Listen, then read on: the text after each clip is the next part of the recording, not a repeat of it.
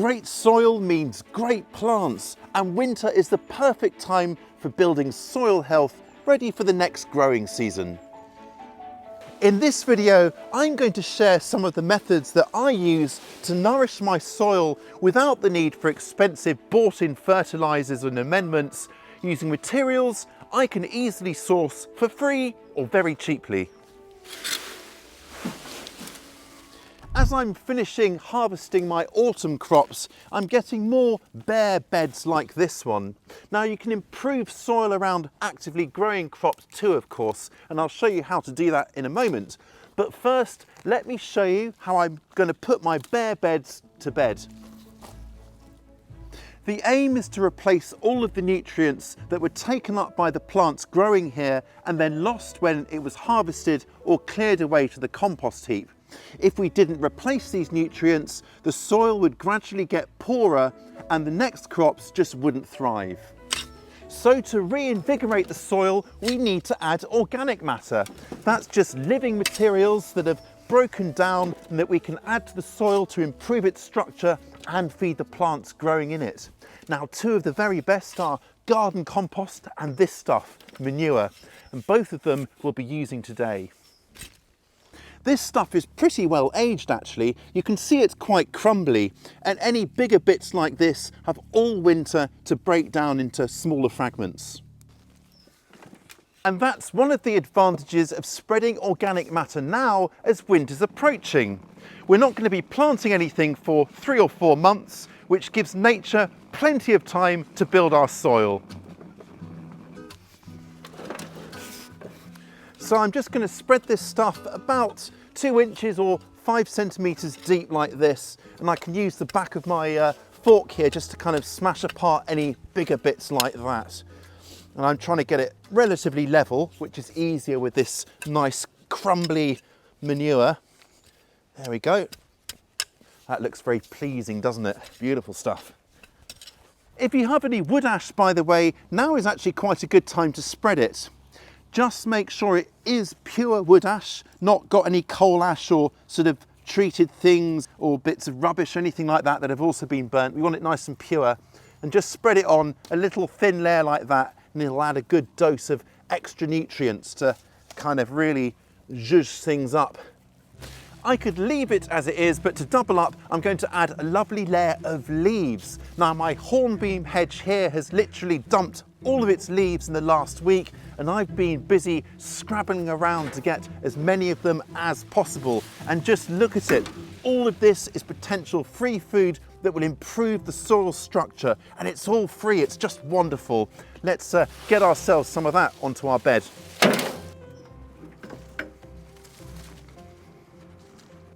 So I'm going to spread it to a layer of about several inches deep, or like 15 centimeters, something like that. Don't have to be too precise. Now this will help to kind of protect the soil over winter, but crucially, if you are in a colder climate than I am, it will help to insulate the compost or manure underneath here. That means it'll keep it warmer for longer, both the manure and the soil, so all the soil life in it will remain more active for a longer spell. Leaves have a habit of scattering easily, whether due to animals or wind. You can see here in my garlic bed that the leaves have been pulled apart by birds on the hunt for juicy worms. To keep this in place, therefore, I'm just going to squash the leaves down a little bit. I want to keep the air in there. And then I'm going to pop over some netting. You could use any kind of like mesh, or this is actually insect mesh. And then just secure that at the sides to kind of hold the leaves down in place. Now, as it gets wetter and, the winter progresses and things start to break down a bit, these will naturally meld and mesh together, and I can probably remove the netting at that point, but I think this will just keep us all in place until then. If you are somewhere that gets a good amount of snow, well, you're in good luck, because snow will also help to keep things in place and add an extra layer of insulation, which will be very useful indeed. All of those leaves and manure will get gradually incorporated into the soil over the winter, leaving me with a lovely friable structure to plant into come spring. And any leaves that haven't broken down, I can just rake them up and then reapply them later on as mulch. This bed here has actively growing crops in it, but I can still improve the soil by simply laying my organic matter around the plants. Now, the manure I've used in my bare beds is not perfectly decomposed. It's still a bit fresh and young. So that isn't a really good thing to use around my actively growing crops. That's because it's so high in nutrients, mainly nitrogen, that it could actually harm the plant roots by burning them. And so, to err on the side of caution, I'm going to use my garden-made compost instead. Now, this stuff is much safer to use around plants and can be used exactly as it is. There's no danger of harming plants with overly rich matter. If you're using our garden planner, by the way, there are plenty of options for dropping in a compost bin or leaf mould pile onto your plan. You can move it where you want and then scale it up to the correct size. Just noticed there's the gardener's best friend there, little Robin on the compost heap. Isn't he gorgeous? Anyway, now this compost isn't perfectly decomposed. It's still got lots of these little twiggy bits in here, but it's perfectly okay to use around more established plants. So this stuff is a lot less lumpy than the manure, a lot less big clumps. Look at it, it's absolutely gorgeous stuff. So I'm going to spread it about an inch thick, or just over 2 centimetres, and I can go right up to the plant stems. There's no problem with that at all. What we're really doing here is mimicking nature. Now, you rarely see bare soil in nature. It's almost always covered. And that way, all the soil life, from worms to beneficial bacteria to fungi, have always got something to feast on. And they in turn will improve the soil and make sure that the plants can access everything they need, including those vital nutrients. If you wanted, you could also at this stage add some leaves as well, but just make sure not to swamp the plants. They need to breathe. So we've used both manure and compost to feed the soil, and I want to show you a couple of other options. But first, just a few words of caution about using manure. Manure is genuinely amazing stuff, but you need to make sure it's from a trusted source. That's because you do not want any traces of herbicide like aminopyrrolide in it, which could be the case if the horses or cows that have been producing this manure have been grazing on pasture treated with weed killer.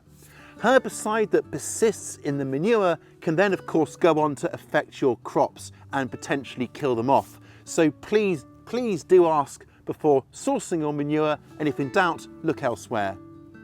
If the only manure you can source is really fresh and still in its rawish state, then you can always just pile it up and leave it well alone for several months so it can break down and mature. And by that stage, it'll look a bit more crumbly like compost. If you don't have access to manure or enough ready to go compost, then you could try making your very own instant compost mix to lay directly onto beds. And it's really simple to do by mixing drier brown materials with fresher greens. So to start with, I've got my wheelbarrow load of dry browns. That's my fallen leaves. And then next up, my greens. Now this could be anything such as weeds without any seeds or roots on them, old cover crops or green manures, for example, or just grass clippings. Anything nice and fresh to counterbalance the drier leaves. And then to mix it all up, I'm just going to use the lawnmower.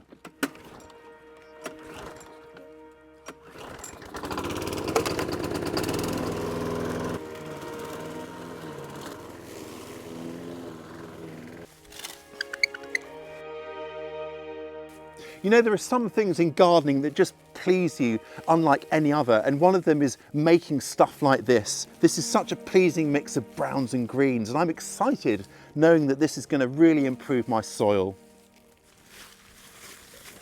Come on then, darling. And then there are wood chips like these. Now, wood chips are a fantastic source of nutrients for your beds, but I also like to add them to my paths. They create a drier, freer draining surface that is less likely to churn into a muddy mess.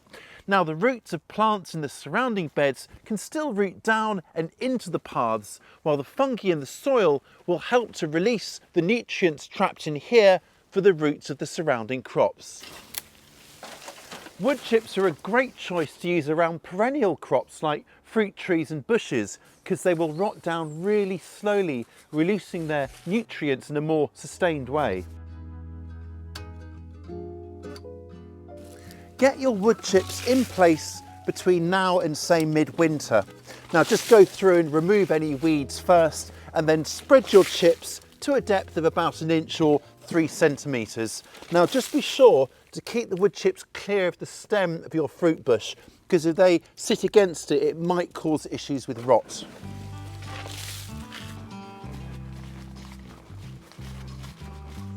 Now wood chips need nitrogen to break down because they're very, very high in carbon.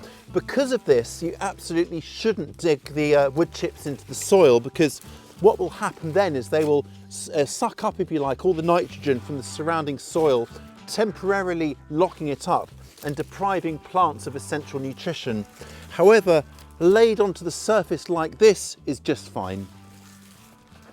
I had to buy my wood chips, but you may be able to source them for free from a local tree surgeon or from websites such as Chip Drop, which connects arborists who make lots of wood chips with gardeners who want them. A win-win relationship. I tell you what, this is incredibly comfortable.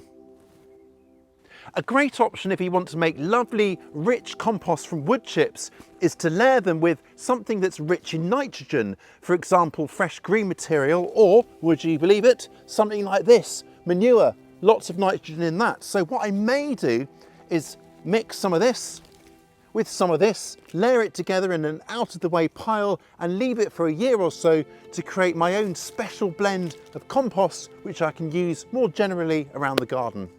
Looking at these wood chips, you can tell that it's quite fresh, younger material. There are little twiggy bits in here which will be relatively higher in nitrogen.